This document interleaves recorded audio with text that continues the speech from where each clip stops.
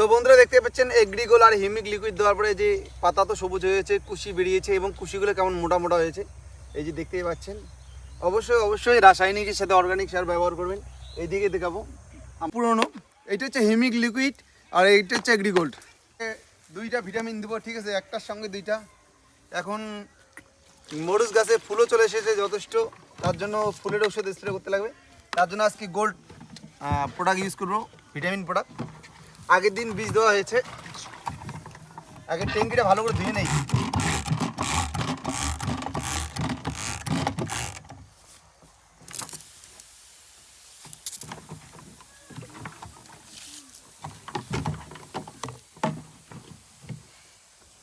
তো আগে জল দেবো, আমরা 1 বালতি জল দেবো।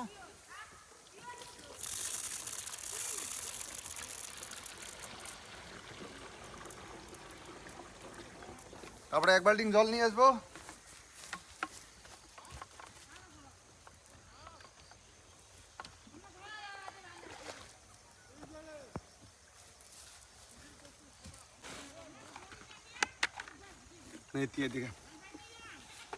তো বন্ধুরা আজকে আবার নতুন একটা প্রোডাক্ট নিয়ে চলে আসি, নতুন না এটা পুরনো।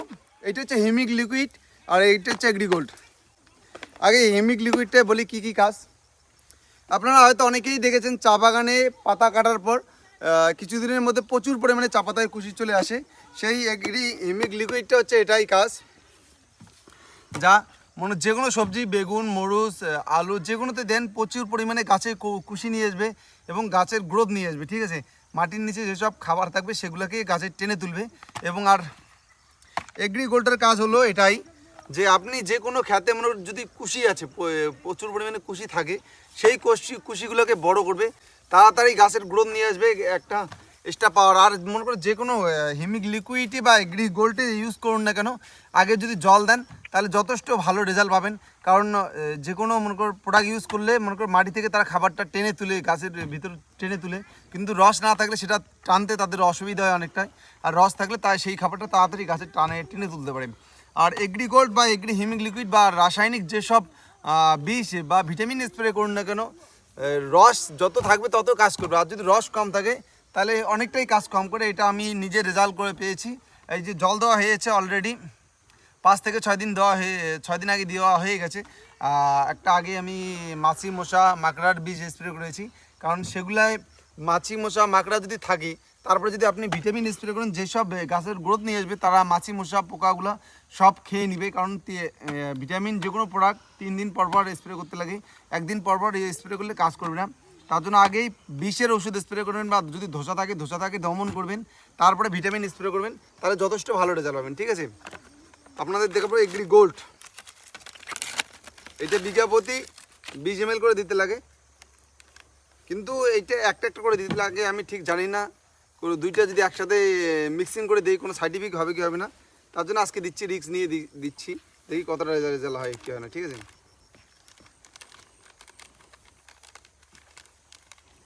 2 ট্যাঙ্কি লাগে।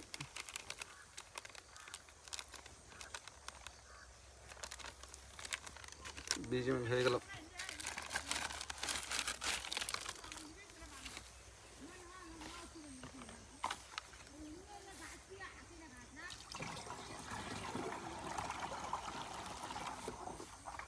ওইটা গলুক একটু, ওষুধটা জল না দিলে গলবে না।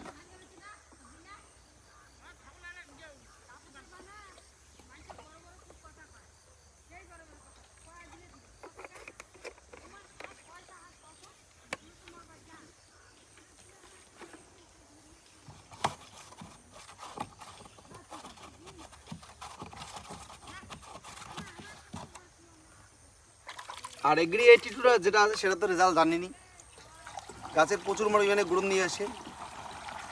আর গাছের নিচে যে একটা গাছে পুরো গাছের মধ্যে যদি একটা পাতার মধ্যে ওষুধ পড়ে এগ্রি 82, তাহলে পুরো গাছটাকে ছড়া দিবে এবং গাছের শিকড় অবধি সেটাকে পাড়াই দিবে, ঠিক আছে।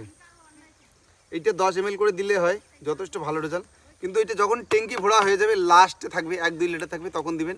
নাহলে প্রচুর পরিমাণে গোল্লা নিয়ে আসবে, তাহলে ওষুধটা বেরিয়ে যাবে, গোল্লার মাধ্যমে সেই ওষুধটা বেরিয়ে যায়। তার জন্য লাস্টে দেওয়ার চেষ্টা করুন আপনারা, ঠিক আছে, যে কোনো আটাই হোক।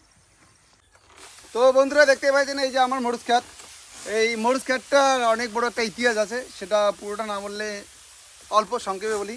মরিচ খ্যাটটা প্রায় অর্গানিক প্রোডাক্ট দিয়ে তো সবগুলো প্রোডাক্টই ইউজ করেছি, আপনারা হয়তো দেখেছেন ভিডিওটা। তারপরে মরিচ খ্যাটটা 2 দিন জলের তলায় তলিয়েছিল, ঠিক আছে। তারপরে যে মরিচ খ্যাটটা বাঁচবে এটা ভাবতেই পারি না, কারণ আমাদের একটা প্রোডাক্ট আছে এগ্রি অ্যাকোয়াজেল, সেটা দিলে মনে করো মরিচ খ্যাট বা যে কোনো খ্যাট যদি দেওয়া যায় 2 দিন জলের তলায় তলিয়ে থাকলেও তাও অনেকটা কী বলে সেই গাছটাকে কম মারবে, ঠিক আছে। তো আজকে আমি দিচ্ছি agri gold, agri humic liquid আর এগ্রি 82। তো 4-5 দিন পরে আমি রেজাল্টটা দেখবো কতটা কাজ হয় কি হয় না।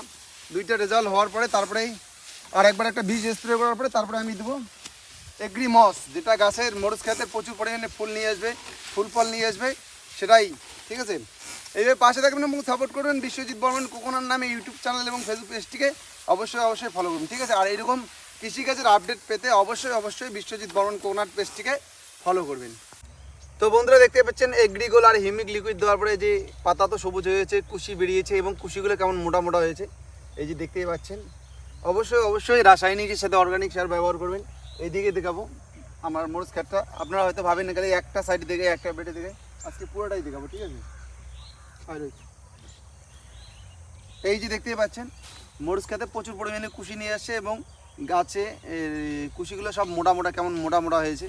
মনে হয় গাছের চেহারা যত ভালো হবে তত ফল ভালো হবে, আর গাছের চেহারা যদি ভালো না হয় তাহলে ফল কীভাবে হবে। এই যে দেখতেই পাচ্ছেন আমার মরিচ খ্যাত, এই যে মরিচ গাছগুলো দেখতে পাচ্ছেন সবুজ কিস্তি হয়েছে। এই যে